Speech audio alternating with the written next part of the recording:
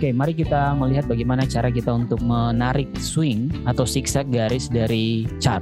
Yang pertama kita harus mengetahui bahwa sebuah swing itu adalah ketika harga misalkan turun, lalu tiba-tiba harga naik dan dalam rentang waktu tertentu tentu saja ya. Nah itu dinamakan sebagai swing, satu buah swing, yaitu seperti mengayun.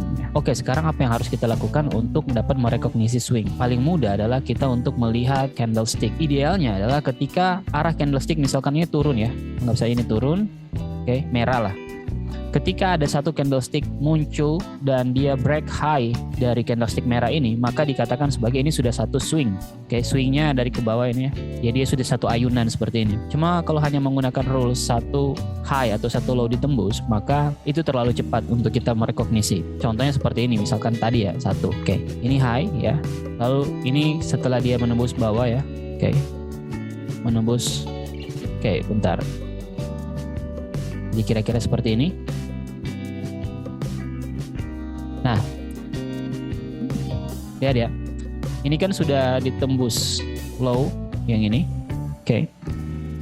Nah maka ini kalau misalkan pakai rules yang tadi, yang pertama tadi ya, yaitu satu low atau satu high ditembus, maka ini sudah dapat ditarik satu swing gitu. Anggap saja kita mulainya dari sini ya, oke, sudah satu swing.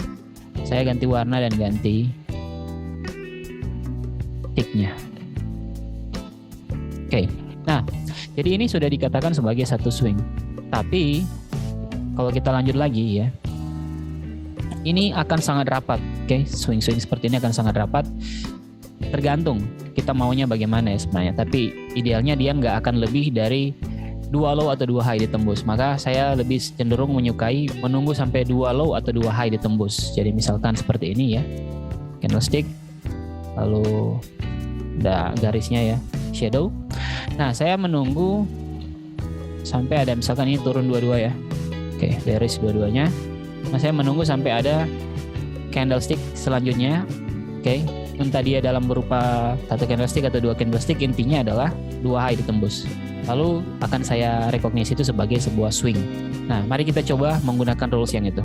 Nah sampai di sini kita akan melihat bahwa ini, anggap saja kita tarik dari sini ya. Nah sampai di sini yang candlestick merah ini dia belum menembus dua low. Ini masih satu low keduanya di sini kan. Ya. Jadi kita next, kita tunggu. Nah sebelum ini muncul ya, sebelum yang merah ini muncul, kita lihat ya. Berarti kita update garis ini, oke? Nah setelah itu kita menunggu sampai berarti low yang ini dan low yang ini, 2 low yang terakhir atau 2 high yang terakhir ya, bukan stuck di sini gitu. Nah seperti ini, ya kita menunggu satu candlestick muncul ke bawah. Nah setelah dia muncul, kita bisa menambah garis ini, oke? Nah untuk menunggu bahwa swing low ini selesai, kita harus menunggu juga 2 high ditembus gitu. Kita lihat, ternyata market membentuk low lagi, low yang baru kita bisa update di sini, oke? Nah sekarang 2 high-nya di mana? Berarti 2 high-nya adalah yang ini sama yang ini, ya kan?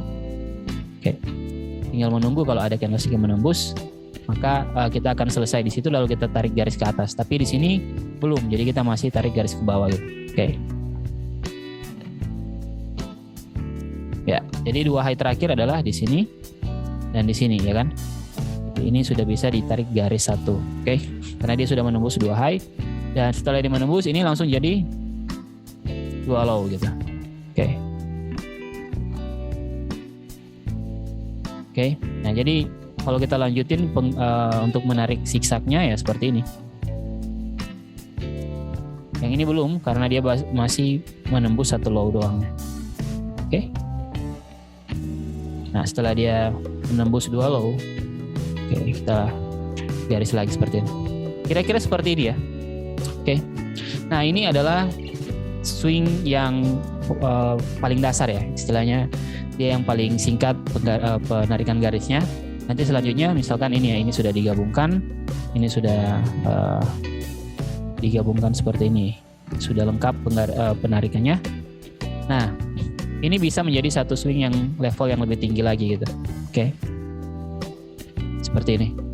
Jadi swing di dalam swing, oke? Saya pikir ini lumayan simple dan silakan nanti Anda untuk meriset sendiri juga ya. Oke, see you.